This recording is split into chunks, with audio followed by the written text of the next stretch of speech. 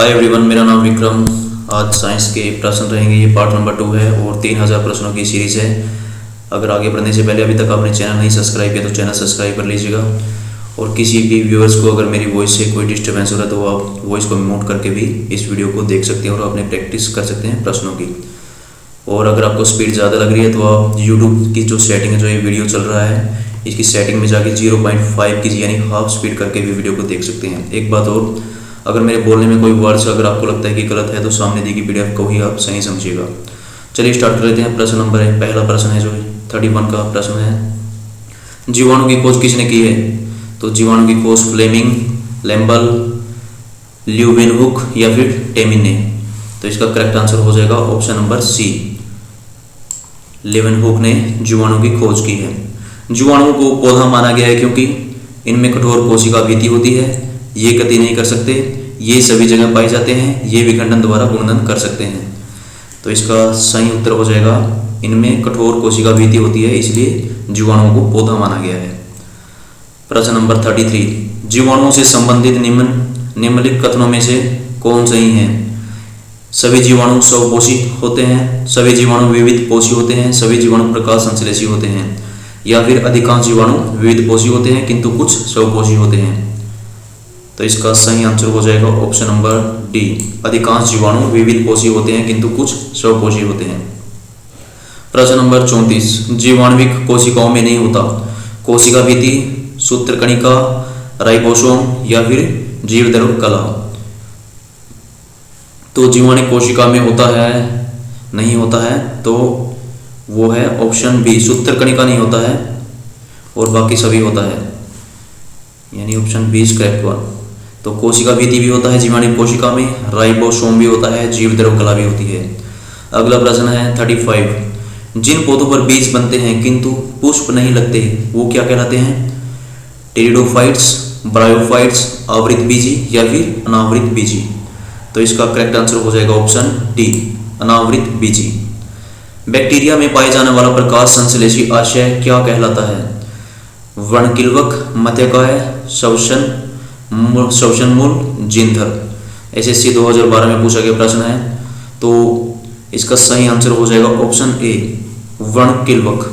Bacteria में पाए जाने वाला प्रकाश संश्लेषी आशय कहलाता है व्रणकिल्वक। अगला प्रश्न है, निम्नलिखित में से कौन सा एक कवक एवं उच्च पादप की जड़ों के बीच उपयोगी कार्यात्मक संबंध को दर्शाता है? जैव उर्वरक, माइकोराइजा, लाइकेन या फिर कोरेलाइट जड़। ये IAS 1919 में पूछा गया प्रश्न है UPSC में। तो इसका देखिए, जैव उर्वरक, माइकोराइजा, लाइकेन या फिर कोरेलाइट जड़। तो इसका करेक्ट आंसर हो जाएगा ऑप्शन बी, माइकोराइजा। एफ्ला विष किससे बनते हैं? विषाणु से, जीवाणु से, शैवाल से या फिर कवक से। SSC 2015 में पूछा गया प्रश्न है, तो एफ्ला विष बनते हैं कवक से। Option D is correct one. Aspergillus का उपयोग किसके बनाने में होता है? पनीर, double bread, alcohol, vitamin B. तो इसका करेक्ट आंसर हो जाएगा ऑप्शन ए, पनीर बनाने में एस्परजिलस का प्रयोग होता है। लाइकेन जो एक नगन चट्टान पर भी पारिस्थितिकी अनुक्रम को प्रारंभ करने में सक्षम है, सक्षम आएगा, ये शख्स लिखा हुआ है, वास्तव में किसके सहजीवी साचर्य है? शैवाल और जीवाणुओं के, जीवाणु और कवक के, शैवाल और कवक के या फिर कवक और मांस के। UPPCS 2014 में पूछा गया प्रश्न है प्रीलिम एग्जाम में। तो इसका करेक्ट आंसर हो जाएगा ऑप्शन नंबर सी, शैवाल और कवक। निम्नलिखित में से क्या SO2 प्रदूषण का सर्वोत्तम सूचक है? SSC 2015 में पूछा गया प्रश्न है, तो ब्रायोफाइट, शैवाल, टेरिडोफाइट या फिर लाइकेन। तो इसका करेक्ट आंसर हो जाएगा ऑप्शन बी, लाइकेन जो SO2 प्रदूषण का सर्वोत्तम सूचक होते हैं। लिटमस किस में से निकाला जाता है? ये भी SSC 2013 में पूछा गया प्रश्न है, हल्दी में से, लाइकेन में से, मशरूम में से या फिर सिनकोना में से। तो इसका करेक्ट आंसर हो जाएगा लिटमस लाइकेन में से निकाला जाता है। Option B is correct one. Next question है, लाइकेन में कवक और शैवाल के मध्य सहजीवी संबंध कहलाता है, क्या कहलाता है ये? सेप्रोफिटिज्म, पारासिटिज्म, हेलोडिज्म, इनमें से कोई नहीं। तो इसका करेक्ट आंसर हो जाएगा ऑप्शन नंबर सी, हेलोडिज्म। पेड़ों की छाल पर उगने वाले लाइकेन को क्या कहा जाता है? परमेलिया, सेक्सिकोल्स, सेक्सटिलियस, कार्टिकोलस। तो पेड़ों पे उगने वाले लाइकेन्स को कहा जाता है करेक्ट आंसर हो जाएगा ऑप्शन बी, कार्टिकोलस। अगला प्रश्न देख लेते हैं, चट्टानी स्तरों पर लाइकेन विकास को क्या कहते हैं? कार्टिकोलस, टेरिकोलस, लिग्रिकोलस, सेक्सिकोलस। एसएससी 2015 में पूछा गया प्रश्न है। तो चट्टानी स्तरों पर उगने वाले स्तरों पर लाइकेन विकास को कहा जाता है, option number D is correct one, saxicolous इसे कहा जाता है। जापान में लोग किस लाइकेन को सब्जी के रूप में खाते हैं?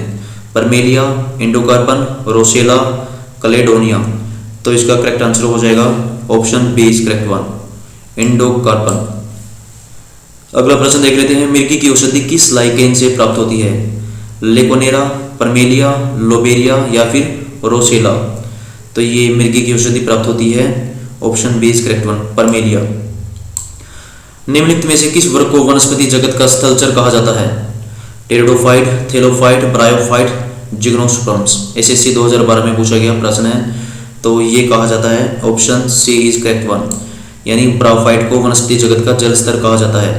निम्नलिखित में से किसे जैव उर्वरक के रूप में प्रयोग किया जाता है? ये ऑप्शन में दिए गए हैं, क्लास्ट्रीडियम, यूरिया, खोई या फिर एजोला। तो करेक्ट आंसर हो जाएगा इसका एजोला। एजोला को जैव उर्वरक के रूप में प्रयोग किया जाता है। लाल सागर का लाल रंग किसकी उपस्थिति के कारण होता है? मांस, जीवाणु, कवक या फिर शैवाल। तो इसका करेक्ट आंसर हो जाएगा शैवाल के कारण ही लाल सागर का रंग लाल होता है। अगला प्रश्न देख लेते हैं, जड़ के स्थान पर मूलाभास किस में पाया जाता है? ब्रायोफाइट्स में, जिग्नोस्पर्म में, एंजियोस्पर्म में या फिर टेरिडोफाइट्स में। तो जड़ के स्थान पर मूलाभास पाया जाता है, ऑप्शन बी, जिग्नोस्पर्म में। ये जिम्नोस्पर्म दिखता है आपको, ये जिग्नोस्पर्म है। ब्रायोफाइट्स में क्या सम्मिलित है? तो लिवर्ट एवं मांस, मांस एवं फ्रन, लिवर्ट एवं फ्रन, इनमें से कोई नहीं। तो इसका करेक्ट आंसर हो जाएगा ऑप्शन ए, लिवर्ट एवं मांस। बीजों की प्रकृति किसमें उत्पन्न हुई? शैवाल, टेरिडोफाइट्स, ब्रायोफाइट्स या फिर कवक। तो इसका करेक्ट आंसर हो जाएगा टेरिडोफाइट्स में बीजों की प्रकृति उत्पन्न हुई है। जलीय फर्न जिसे जैव उर्वरक के रूप में प्रयुक्त किया जाता है वह क्या है? यूपीपीसीएस प्रीलिम एग्जाम में 2015 में पूछा गया प्रश्न है। ऑप्शन में दिए गए एजोला, साल्विनिया, मार्सिलिनिया, टेरोडियम। तो इसका करेक्ट आंसर हो जाएगा ऑप्शन ए, एजोला। किस वर्ग के पौधों में बीज बनते हैं परंतु बीज नगम रूप में पौधे पर लगे रहते हैं? ब्रायोफाइट्स, जिग्नोस्पर्म्स, एंजियोस्पर्म्स या फिर टेरिडोफाइट्स। तो इसका करेक्ट आंसर हो जाएगा ऑप्शन नंबर बी, यानी कि जिग्नोस्पर्म। संसार के सबसे लंबे पौधे किससे संबंधित है? जिग्नोस्पर्म से, द्वितीय बीजपत्री से, टेरिडोफाइट से या फिर एक बीजपत्री से। तो इसका करेक्ट आंसर हो जाएगा ऑप्शन नंबर ए, जिग्नोस्पर्म से। जिग्नोस्पर्म्स का मेवा किसे कहा जाता है? यानी चिलगोजा को, सिलजिनेला को, साइकस को या फिर कोनिफर को। तो इसका करेक्ट आंसर हो जाएगा चिलगोजा को जिग्नोस्पर्म का मेवा कहा जाता है, option A is correct one. Coralloid जड़ें किस में पाई जाती हैं? चीड़ में, डायोप्टेरिस में, लाइकोपोडियम में या फिर साइकस में। तो कोरेलाइट जड़ें पाई जाती हैं, option number D is correct one, cycas में। सबसे बड़ा बीजांड किस में होता है? कोकस में, साइकस में, निटम में या फिर पाइनस में। तो सबसे बड़ा बीजांड होता है साइकस में, option B is correct one. अगला प्रश्न है, चिलगोजा किससे प्राप्त होता है? तो साइकस से, सिकोइया से, सिलेजिनेला से या फिर पाइनस से।